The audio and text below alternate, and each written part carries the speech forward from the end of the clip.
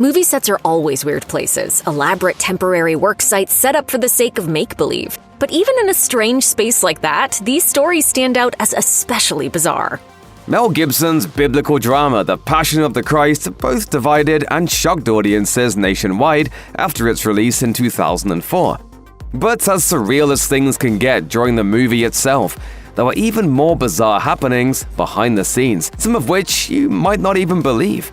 According to one study, lightning strikes roughly 240,000 people per year. In other words, it's fairly rare. But in 2003, it's happened 3 times on the set of The Passion of the Christ. Lead actor Jim Caviezel claimed he was lit up like a Christmas tree while filming the Sermon on the Mount sequence of the film. You got struck with lightning. I was struck by lightning. Light came right down from heaven and lit me up. What people witnessed was an illumination around my body and a fire on the right and left side of my head. But he wasn't the only person on the set to get struck, Caviezel added. 5 minutes after I got hit, John Michelini, an assistant, walks over and says, "Are you okay?" And then he got hit. The difference was that they saw the bolt come down and hit John. All I felt was this giant, tremendous slap on my ears and a few seconds of a pink, red static in front of my eyes. Shazam! Unbelievably, that wasn't even the first time the assistant director had been struck on set. According to BBC News, lightning had already struck his umbrella, luckily only causing light burns on his fingertips. Because you can't actually beat your film star in real life, a hidden whipping post was set up behind Caviezel while filming The Passion of the Christ's notoriously bloody scourging scene. The problem was, one of the actors doing the flogging didn't have the best aim. Caviezel recalled to Today, "His lash just extended over the board and hit me with such a velocity that I couldn't breathe. I turned around and looked at the guy, and I tell you, I may be playing Jesus, but I felt like Satan at that moment. A couple of expletives came out of my mouth." Not that it helped. Moments later, Caviezel accidentally received another blow. Ouch. Not only did Caviezel get struck by lightning and accidentally whipped, he also dislocated his shoulder while carrying the film's massive crucifix. Caviezel's shoulder popping out of place was just the start of his misery. Between the frigid cold and strong winds during the crucifixion scenes, the actor also got a lung infection and pneumonia. My mouth was shaking uncontrollably. My arms and legs went numb. I was suffocating on that cross. But hey, at least he didn't get migraines, right? To add icing on top of Caviezel's cake of pain, the actor regularly suffered severe migraines from working day in and day out with one eye cosmetically swollen shut. Caviezel had to head into work at 2 a.m. every day in order to provide enough time for the film's makeup artist to cover him in cosmetic bruises, cuts, lashes, and fake blood. They also had to arrange his crown of thorns and seal one eye shut, which wreaked havoc on his depth perception. He told Fox News, "You are going to work every day with only one eye functioning, which gives you headaches. And you thought eye strain from your office job was bad."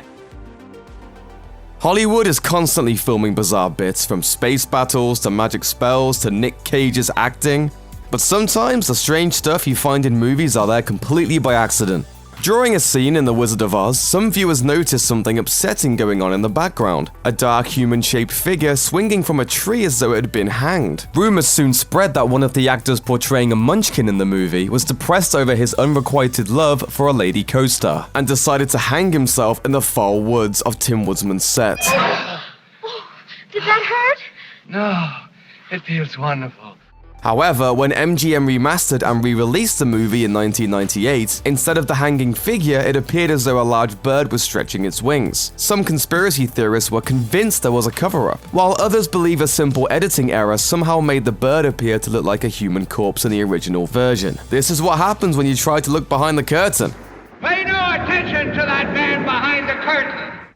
Who can smack a little girl in the chin and get away with it? The Candyman can, apparently. In the 1971 classic musical adventure Willy Wonka and the Chocolate Factory, one of the extras listening to the candy shop owner's song got an unexpected surprise when he lifted the countertop to let the hungry children through and accidentally smacked her in the chin in the process. Like a pro, the girl didn't react, but man, that still had to hurt. The Ring is supposed to be scary, but here's a case of some unintentional terror, as a shadow person's head and shoulders can be seen slipping in and out of the lighted window frame behind the characters in this sequence. Chances are this was a simple case of a stagehand being in the wrong place at the wrong time, with the mistake not getting caught by the editors. However, some superstitious fans believe it's an actual spirit accidentally caught on screen, which seems to happen a lot, maybe even in this YouTube video.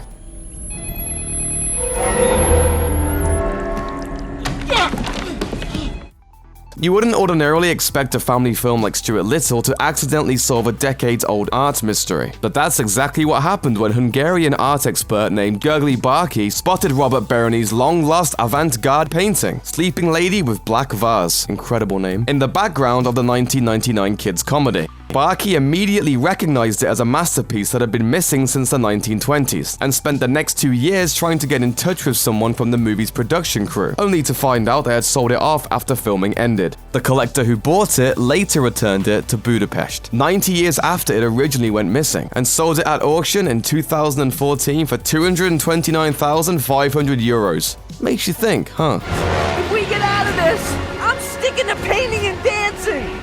Will Ferrell might have been trying to trade in his slapstick comedy shtick for drama with 2010's Everything Must Go, but there was a bit of unintentional humor in the background of one scene with a bunch of children suddenly froze in place while the adults continued moving and talking. Either the child actors were told to sit still for the shot and really nailed it, or something went really wrong in the special effects process. Or maybe Laura Dern's character is slyly casting some sort of stun spell on those poor kids with her weird hand gestures. Creepy, man.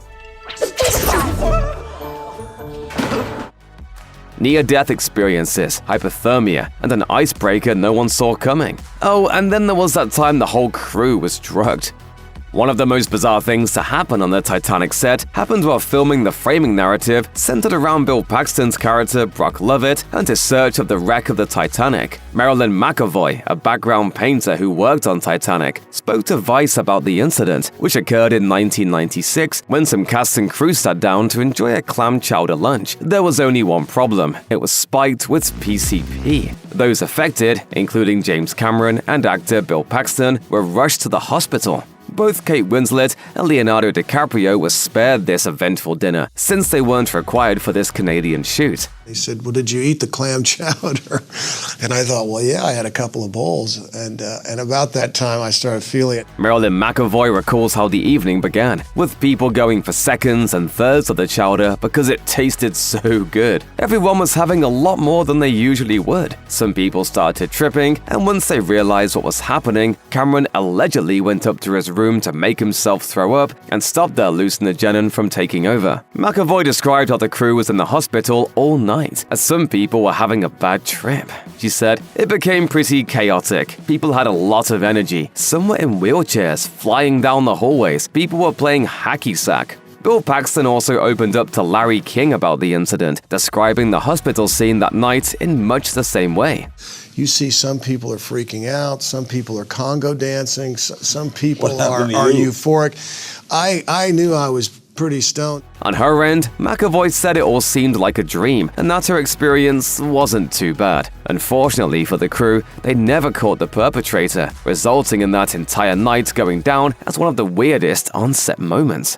Once the Titanic sinks, Jack freezes in the frigid waters, but Rose manages to stay alive and flag down a nearby boat looking for survivors. It's a tragic ending, but Rose's shivering tears weren't pure acting. It was cold as hell in that water. In 2017, Kate Winslet appeared on The Late Show with Stephen Colbert and revealed that when shooting the scene in the water, she got hypothermia. Yeah, I was really cold! She further explained that even though this was all supposed to be pretend movie magic, there was so much water that the crew couldn't heat it all up. Hey, maybe if DiCaprio had just climbed up on that piece of wood to keep her warm. No, never mind. There's no way there was room for him. No possible way. It turns out Kate Winslet suffered quite a bit during filming. In a 1997 interview with the Los Angeles Times, Winslet revealed a variety of injuries she got on set: bruises, gashes, and a chipped elbow. She also described the moment when she almost drowned during one scene. What makes this even more bizarre is the fact that Cameron didn't notice and kept directing, as he was completely oblivious to her near-death experience. The scene in question takes place when Rose and Jack are running through the ship as water is gushing in. They try to find an escape route, but soon get trapped in by a closed gate, with water pouring in on them. Once the scene was cut, the production team opened the gate to allow DiCaprio and Winslet through. However, her coat got caught on the iron bars, and she was submerged in the water. Winslet described the experience to the Los Angeles Times, saying, "I had no breath left. I thought I'd burst." And Jim just said, "Okay, let's go again." That was his attitude. I didn't want to be a wimp, so I didn't complain. Well, I'm fine. I'll be fine. Really. Although Cameron realized a few minutes later that Winslet was feeling shaken by the experience, he wanted to get back into it and shoot the scene again, comparing it to getting back on a horse after a fall. The show must go on, after all. For many, the staircase in Titanic is an iconic symbol of Rose and Jack's love. Early in the film, Jack waits for Rose at the bottom of the staircase to escort her to dinner with her family. She's blown away when he sees her looking fancy and beautiful, and the romantic tension between them is palpable. In the final scene of the movie, Rose passes away and the staircase appears again, reuniting her with Jack and all of the others lost on the Titanic. Both are beautiful and emotional moments as they show the journey of Jack and Rose's relationship, culminating with their final embrace in the afterlife. However, behind the scenes of this romantic tale is a puzzling story. In 2017, Cameron reflected on his time filming Titanic in National Geographic's Titanic 20 Years Later with James Cameron. When looking back at the iconic staircase, Cameron recalled, "The staircase has got a steel footing. Then when we sank the ship, it lifted. Wood is buoyant. It ripped off that footing and it all floated up. And it actually pinned 2 stunt players. Fortunately, they weren't hurt, but it was a pretty scary moment." The staircase was built to replicate the actual grand stairs that were aboard the famous vessel, so perhaps it brought some of its bad luck with it. Actors have been known to take things from set from time to time, to give it less as stealing and more as holding onto a piece of memorabilia that commemorates the time they spent filming. It's understandable when one goes through blood, sweat and tears to make a film that they feel like they deserve a little something for their troubles, aside from their massive paycheck, of course. Winslet did almost drown and get hypothermia, and maybe it's fair to say that she wanted to take a little something extra on the way out. In an interview with the New York Times, she revealed that she likes saving things from set. And during Titanic, she snagged some jewelry. She explained, "I did take a pair of Rose's earrings, but somewhere I lost one." It's a fitting story since Titanic itself is framed around a search for lost jewelry, a necklace that, of course, gets lost in the ocean in the end. From moonshine to oatmeal to Vaseline, the cast and crew of The Evil Dead had to use some awfully strange substances to make their movie. These are some of the wildest highlights from behind the scenes of Sam Raimi's Undead Romp. Clocking in with a crisp runtime of 85 minutes, Sam Raimi's The Evil Dead wastes no time dropping audiences straight into the deep end. Not long after the spectral title card vanishes, we assume the perspective of a lurching Steadicam. A point-of-view shot that doesn't so much float as whip, careen, bob, and dive through the frigid marshland of the Tennessee backcountry. After that, the first line of dialogue tells us everything we need to know about our protagonist's situation. Hey, Ash, where are we? Well, we just crossed the Tennessee border. Not off to the best start. As Bruce Campbell, executive producer, and Ash Williams himself describes in his autobiography, If Chins Could Kill, Confessions of a B-Movie Actor, the disorientation wasn't limited to the screen. He explained, "Right from the get-go, filming was a comedy of errors, or terrors, if you will. Within minutes of leaving for the first location, an abandoned bridge, the production van got lost, and we spent a half hour trying to locate it. No sooner had we found it than Sam drove his classic into a ditch, and we had to get a tow truck to haul it out. As if that weren't enough of a bad omen, the crew then proceeded to hop into a cow field occupied by an angry bovine, which chased Sam Raimi around until the director could scramble to safety." The Deadites are some of the most iconic foes in horror history, ultra-violent, wisecracking puppets for the evil occult force contained in the flesh-bound Necronomicon Ex Mortis. While Deadites are distinguished by a laundry list of unsavory descriptors, from lurching limbs to cackling laughter, a surefire way to tell that your sister or girlfriend has been possessed by evil is the blank, all-white eyes. Did you see your eyes? Ash, I'm scared. What's wrong with her? If it was their lucky day, actors simply had their eyelids painted white, as is the case when Betsy Baker's Linda gets decked by Ash's trusty beam of wood. While quite literally easy on the eyes, this technique did leave performers as blind as can be. Okay, ready and action. That's why, more often than not, the possessed actors were outfitted with opaque, white scleral lenses. These weren't your grandma's contacts, they were enormous, made of glass, and covered roughly 2/3 of the eye. According to Sam Raimi's director's commentary, the lenses could only be worn for 15 minutes at a time, which was complicated by the fact that it took 10 minutes to put them on. To say that Sam Raimi is a visually oriented director would be an understatement, and The Evil Dead is hard proof of this fact from its very first moment. Without a doubt, one of the most mesmerizing aspects of the film is its door-kicking approach to cinematography. Cameras slam through windows, chase characters endlessly in protracted tracking shots, and slam repeatedly through obstacles with ease. Raimi's unique ideas resulted in a number of handmade low-tech camera rigs made out of wooden planks. These rigs allowed the low-budget production to accomplish complex, expressionistic camera movements with relative ease, thanks to some creativity and a good pile of lumber. The Vazocam amounted to, as Campbell puts it, a poor man's dolly, consisting of a sawhorse, a bracket, and a big tub of Vaseline. The crew's no-budget version of a shaky cam rig was just a giant board with the camera bolted onto it. Finally, the appropriately named Ramocam allowed the evil entity to burst through plate glass windows. As Bruce Campbell described it in If Chins Could Kill, it was a 2x4 with a T-bar at the end, which would prevent injury by smashing the glass well ahead of the probing camera. Campbell hilariously added, "When all else failed, we just taped the damn camera to Sam Raimi's hand."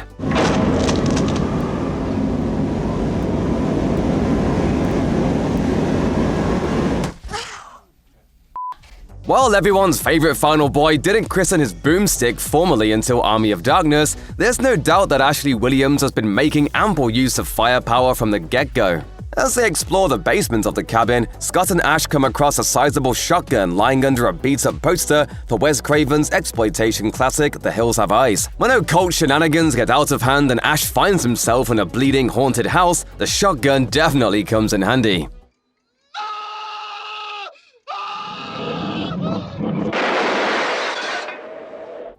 Now, if you've seen The Evil Dead, you'll know that one of the film's great charms is its scrappiness, a visceral quality that is caused in large part by the production's ragtag sensibility. So when it came to the shotgun stunts, the production team just straight up shot a loaded shotgun live on set. As Bruce Campbell put it in an interview with DVD Talk, "We used real ammunition in the shotgun, and we shot it at the real cabin in the woods, with hunters and howling dogs in the background. It was an early version of guerrilla filmmaking. Nowadays, using a live weapon as a prop on a film set is considered unacceptable. But Raimi and Campbell were able to get away with it back in the late 70s and early 80s. During an appearance on Conan promoting the TV show Ash vs. Evil Dead, Bruce Campbell opened up about one of the more illicit tidbits about the Evil Dead shoot, namely that they got stoned on set. The cast and crew were inspired by the tale of Jack Nicholson smoking copious amounts of marijuana before and during the filming of Easy Rider. And we thought, well, if he can go on to become a very famous, notable actor, we can do the same thing. Campbell had never smoked before, and the weed that they had procured was particularly potent. Needless to say, not much usable footage ended up getting shot that night. If you're wondering what scene was specifically ruined by Mary Jane, Campbell revealed the answer during his Evil Dead DVD commentary. As he tells it, they were attempting to film the moment in which Ash and company gather around to listen to the recorded reading from the Book of the Dead. Not only was opening up the Necronomicon a bad idea, but so was toking up beforehand.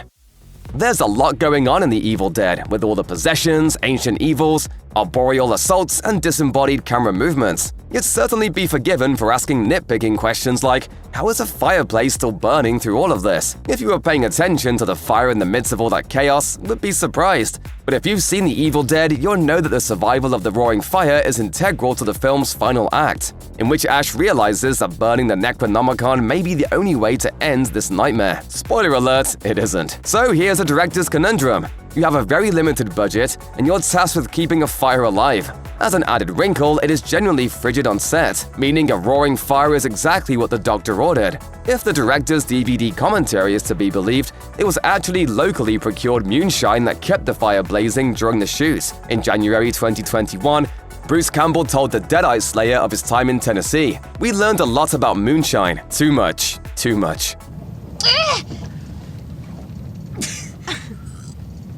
Smooth.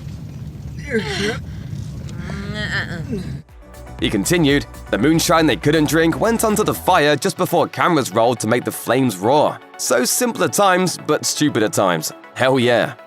The reputation of the tree scene precedes it. It's arguably one of the most infamous sequences in horror history, and it's lost none of its skin-crawling creepiness all these decades later. It's also pretty problematic, and some viewers prefer to fast-forward past it entirely.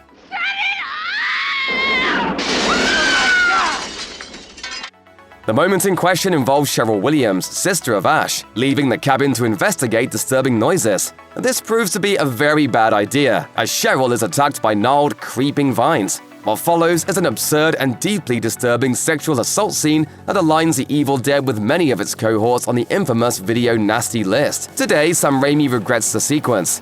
As he explained in a 2012 interview with the San Diego Reader, "I think it was unnecessarily gratuitous and a little too brutal. I think my judgment was a little wrong at that time." As with much of The Evil Dead, the visceral quality of the sequence owes a lot to the intense way in which it was shot, particularly the latter half of the sequence in which Cheryl runs through the woods. As Bruce Campbell pointed out in his DVD commentary, Ellen, as you can see, is wearing very little. These days, an actor would be padded from head to toe, that have knee pads, that have elbow pads, that have butt pads, that have pads for the pads. But this was 1979 with a very rough and ready-to-go actress, and she was like, well, let's just do it. Campbell described how, while filming the chase, Ellen Sandweiss sustained a good number of bruises, scrapes, and scratches. He continued, so she was a pretty good sport. It was also freezing. Production of The Evil Dead was originally scheduled for 6 weeks, but somewhere between the cow manure and the frozen cameras, things were lagging behind. In fact, the filmmakers were already behind schedule before they'd even called action for the first time. This caused something of an issue when the holidays hit and the cast and crew began to dwindle, leaving behind a skeleton crew of 5 individuals behind to film Ash's final descent into goopy madness. That was where the fake Shemps came in. You may have noticed a wall of names in the end credits attributed as fake Shemps, and wondered what the heck that meant. They're basically body doubles. If the actor you want isn't around for inserts or some other shot where the face is obscured, just use whoever is on hand. Speaking of hands, whenever you see a disembodied hand in The Evil Dead, there's no telling who it actually belongs to. As Bruce Campbell explains in If Chins Could Kill, Shemping takes its name from one of the later stage Three Stooges, who was portrayed by a double after the original actor suffered a heart attack. He elaborated, "With Evil Dead, we decided to elevate Shemping to an official on-screen credit category, mainly because they soon constituted the bulk of our cast." Not long after Ash Williams' over-the-top yet completely understandable meltdown, another somewhat more literal meltdown takes place. After noticing one of the Deadites smoking when the Necronomicon falls precariously close to the roaring fire, Ashley heroically chucks a nefarious book deeper into the flames. Sure enough, the formerly lively Deadite begins decomposing before our very eyes, rotting in hyperspeed as their skin peels back to reveal bone, gross unidentifiable goop, and flailing tongues. Then, if all that weren't dramatic enough, clawed hands burst through the necrotic flesh, sending what's left of the corpses hurtling to the floor where they explode like piñatas. If piñatas were full of jawbones, slime mold, and creepy crawlies. As Bruce Campbell relayed in If Chins Could Kill, the sequence required 3 months of animation work courtesy of Bart Pierce. He'd been tasked with making sure the film ended on a bang. The melting scene included everything from oatmeal to cockroaches, but Campbell really sold the ick factor when he revealed that the monster gut substance that was hooked at his face was made of Alpo dog food. It was the last scene in the film that Campbell shot, and having a can of processed animal food sprayed on his face by his old pal Sam Raimi seemed like a good enough way as any to finish off the wild experience.